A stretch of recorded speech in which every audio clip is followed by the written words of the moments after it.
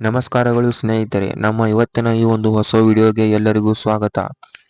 ಈ ಒಂದು ವಿಡಿಯೋದ ಮೂಲಕ ಈಗ ನಾವು ನಿಮಗೆ ತಿಳಿಸಲು ಬಂದಿರುವಂತಹ ವಿಷಯವು ಏನೆಂದರೆ, ಈಗ ಗೃಹಲಕ್ಷ್ಮಿ ಯೋಜನೆಯ 15ನೇ ಕಂತಿನ ಹಣವು ಯಾವ ದಿನಾಂಕದಂದು ಜಮಾ ಆಗುತ್ತದೆ ಹಾಗೂ ಅಷ್ಟೇ ಅಲ್ಲದೆ ಯಾವೆಲ್ಲ ಮಹಿಳೆಯರಿಗೆ ಈ ಒಂದು ಗೃಹಲಕ್ಷ್ಮಿ ಯೋಜನೆ ಹಣವು ಜಮಾ ಆಗುತ್ತದೆ ಎಂಬುದರ ಬಗ್ಗೆ ಈಗ ಸಂಪೂರ್ಣವಾದಂತಹ ಮಾಹಿತಿಯನ್ನು ವಿಡಿಯೋದಲ್ಲಿ ಈಗ ಮಾಹಿತಿಯನ್ನು ತಿಳಿದುಕೊಳ್ಳೋಣ ಬನ್ನಿ.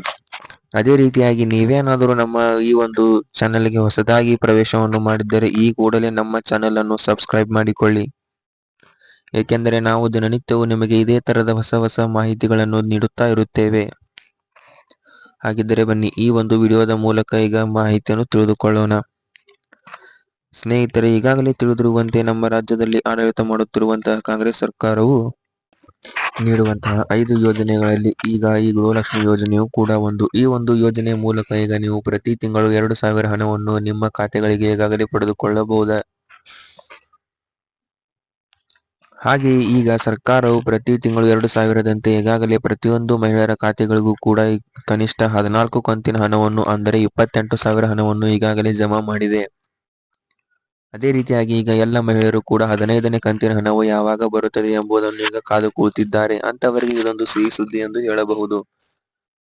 ಏಕೆಂದರೆ ಈಗ ಸರ್ಕಾರವು ಈಗ ಈ ಒಂದು 15ನೇ ಕಂತಿನ ಹಣವನ್ನು ಯಾವಾಗ ಬಿಡುಗಡೆ ಮಾಡಲಾಗುತ್ತದೆ ಎಂಬುದರ ಬಗ್ಗೆ ಈಗ ಹೊಸದಾಗಿ ಮಾಹಿತಿಯನ್ನು ನೀಡಿದ್ದಾರೆ. ಆ ಒಂದು ಮಾಹಿತಿಯನ್ನು ಈ ಒಂದು ವಿಡಿಯೋದಲ್ಲಿ ಈಗ ತಿಳಿದುಕೊಳ್ಳೋಣ ಬನ್ನಿ.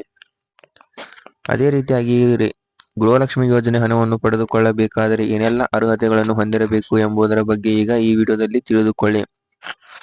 ಈಗ ನೀವೇನಾದರೂ ಗೃಹಲಕ್ಷ್ಮಿ ಯೋಜನೆ ಹಣವನ್ನು ಪಡೆದುಕೊಳ್ಳಬೇಕಾದರೆ ಮೊದಲಿಗೆ ನಿಮ್ಮ ರೇಷನ್ ಕಾರ್ಡ್ನಲ್ಲಿ ಎಲ್ಲ ಸದಸ್ಯರ KYCಯನ್ನು ನೀವು ಕಡ್ಡಾಯವಾಗಿ ಮಾಡಿಸಬೇಕಾಗುತ್ತದೆ.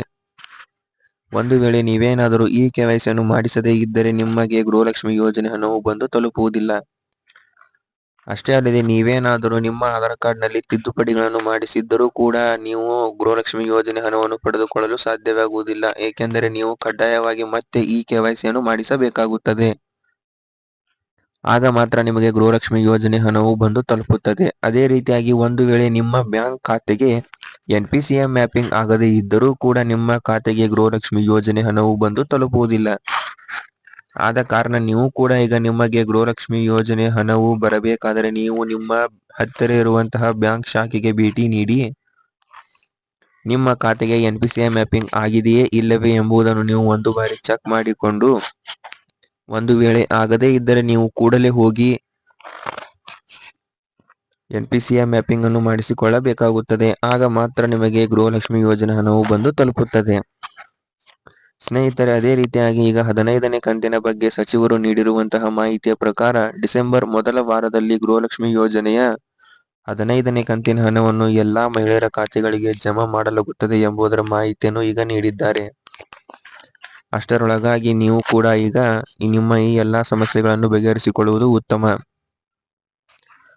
ಅದೇ ರೀತಿಯಾಗಿ ಈಗಾಗಲೇ ನಿಮಗೆಲ್ಲರಿಗೂ ತಿಳಿದಿರುವಂತೆ ನಮ್ಮ ರಾಜ್ಯದಲ್ಲಿ ಕೆಲವೊಂದಷ್ಟು ಮಹಿಳೆಯರ ಖಾತೆಗಳಿಗೆ ಗೃಹಲಕ್ಷ್ಮಿ ಯೋಜನೆ ಹಣವು ಬಂದು ತಲುಪಿದೆ. ಅಷ್ಟೇ ಅಲ್ಲದೆ ಇನ್ನೂ ಕೆಲವೊಂದಷ್ಟು ಮಹಿಳೆಯರ ಖಾತೆಗಳಿಗೆ ಗೃಹಲಕ್ಷ್ಮಿ ಯೋಜನೆ ಹಣವು ಬಂದು ತಲುಪಿಲ್ಲ. ಅಂತವರು ಈಗ ಈ ಒಂದು ಏನು ಮಾಡಬೇಕು ಅಂದರೆ, ಅವರು ತಮ್ಮ ಹತ್ತಿರ ಇರುವಂತಹ ಮಹಿಳಾ ಮತ್ತು ಮಕ್ಕಳ ಕಲ್ಯಾಣ ಇಲಾಖೆಗೆ ಭೇಟಿ ನೀಡಿ ತಮ್ಮ ಗೃಹಲಕ್ಷ್ಮಿ ಯೋಜನೆಗೆ ಹಣವು ಏಕೆ ಬರುತ್ತಿಲ್ಲ ಎಂಬುದರ ಬಗ್ಗೆ ಅವರಿಗೆ ವಿಚಾರಿಸಿ ಅವರು ಹೇಳುವಂತಹ ಸಲಹೆಗಳನ್ನು ಪಡೆದುಕೊಂಡು ನೀವು ಅದನ್ನು ಸರಿಪಡಿಸಿಕೊಂಡು ನಿಮ್ಮ ಖಾತೆಗೂ ಕೂಡ ಗೃಹಲಕ್ಷ್ಮಿ ಯೋಜನೆ ಹಣವನ್ನು ಬರುವಂತೆ ನೀವು ಮಾಡಿಕೊಳ್ಳಬಹುದಾಗಿದೆ.